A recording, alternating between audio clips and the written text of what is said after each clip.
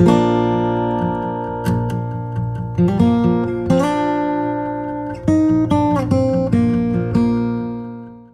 try to just keep it general and talk about the differences between the role of a social worker and a case manager, which sometimes get confused in various settings. On the inpatient side, social workers provide patients and families support, counseling, and psychoeducation around coping with the hospitalization, around a new diagnosis, could be around side effects of treatment or end-of-life decision-making. Also provide literature from disease-specific to how to help talk to children. Let's say I work in the cancer field, so talking to children if an adult was diagnosed, about ways to manage and kind of deal with those difficult decisions and tasks. Also providing the caregiver support. Sometimes patients at the end of life in the inpatient setting aren't able to communicate or just or exhausted, sleeping, and then the work is really with the caregiver and the families.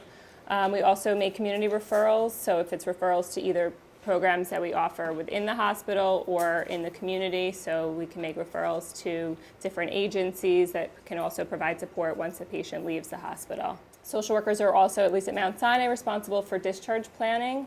That means that we make the referrals for concrete services such as home care, which is the big one, and then of course hospice when we're dealing with cancer patients. A lot of these patients are terminal, and we are discussing whether the patient goes from inpatient hospice, from inpatient hospital to inpatient hospice or home hospice, and kind of helping families and patients make those decisions based on their insurance and what makes sense for their situation. Some hospitals have a case manager that does a lot of this, so it might just be the titles are different and maybe they have a nursing background.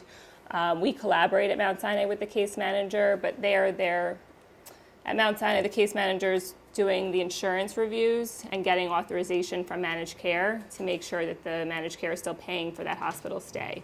So they're not really involved directly in communicating with patients. And social workers like to, that's our training and kind of how to talk to patients and families, whereas the case managers are more dealing with the insurance companies and the medical component of dealing with the charts and the terminology of what the treatment's going to be and what they're in the hospital for.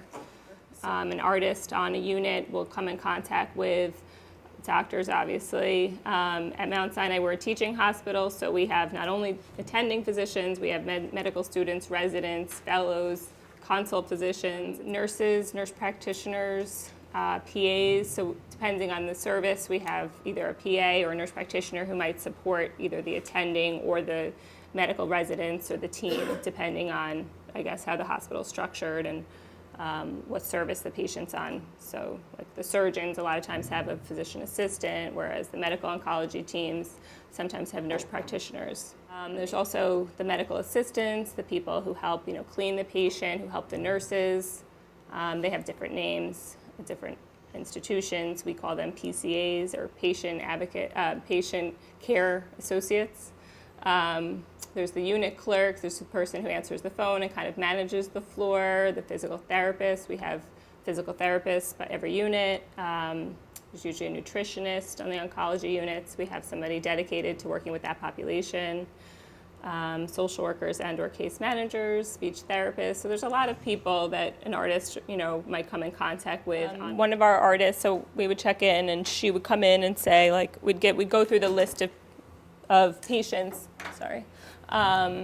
that were on the unit that day, and so we might go through like who I thought she should check in with. Either I had already discussed it with the patient or family, like we have an artist who comes every Tuesday, would you be interested in working with that patient, with that artist? And if the patient was agreeable or interested, then I'd normally run through the list with her and say, and I'd star the people on the list. These are the people that expressed an interest. I'd like you to start there. Because she did always go in and check kind of with every patient, but we always kind of tried to highlight the people that either really needed the visit or had already expressed interest to maximize her time since she was only there one day a week. So I want to talk a little bit about inpatient, outpatient units and how that may affect the artist. So both at NYU and at Bellevue, we originally started this program by having artists in our inpatient unit. And since we've started these programs, we've moved all the artists to the outpatient unit. And the reason for that is about 80 to 90% of cancer care is now delivered on an outpatient unit. That's really huge. So what tends to happen, on an inpatient unit is patients are really sick, really, really sick. And what was happening with us was that we would have the artist come, and some days there wouldn't be any patients to work with because the nurse, our program is pretty much coordinated by the nurses, and the nurse, she would always check in with the nurse, particularly in an inpatient unit, and the nurse would tell her, which rooms are okay to enter that day, and some days they would say no rooms. They would check with the patients weren't feeling too well, the family members were just not having a good day, and then other days the artist would work with a few patients. So it varied a little bit. And then our outpatient center is always extraordinarily busy. So we originally had the artist to go to both, and then at some point we just moved to a model where the artist just went to the outpatient unit. Because again, an inpatient unit, the emotional needs are also very different, and some of the artists did struggle with that. I'm sure you talked a little bit about that too. Particularly if you've never been in a hospital setting, it can be really difficult at first to deal with this, to see the family, see people very ill. If you've never worked on a hospital floor, just sort of see what goes on in the hospital. There's different smells in a hospital. There's really things that really can affect people in different ways that you might not always be prepared for. And also the staff. We always had an issue in the inpatient unit getting a new artist adjusted because the staff really functions like a family. I mean, it's really hard.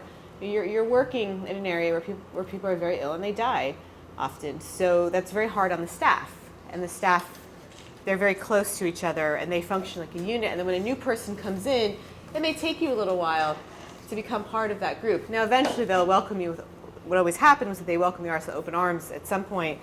But it would take a while for them to do that, to build trust and to see that, that here comes another member of the team that's going to do the best they can for our patients and their family members. Now, in outpatient setting, it's very different. You have patients at all levels of treatment, and you also have some that are finished with treatment and are coming for their follow-up appointments. The staff is a little more open. Like Robin said, it's sometimes you see a little more transition in outpatient units. We don't really depend so much on the nurses to have to tell the artist who they can work with and who they can't. We leave that really to the artist. And the artist, in our outpatient center, the artist will set up a table in the waiting area or go back into the chemo room and see what's going on. People are getting their chemotherapy, knock on the door and see people might be interested. So there's different ways the artist functions in the outpatient center. It's also very much easier to access family and patients there. Because again, if you're in the waiting area, people might be waiting for a while. They can work with the artist, and then when we let the reception know, so that way when it's the patient's turn to get called, they know where the patient actually is.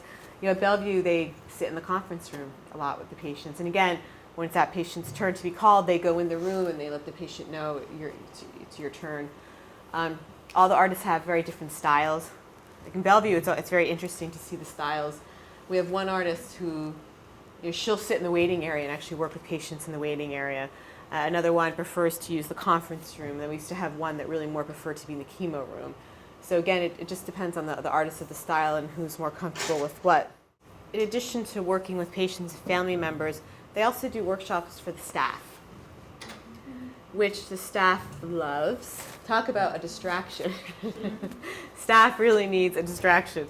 So we do these a couple times a year at both of our settings. We've done jewelry making.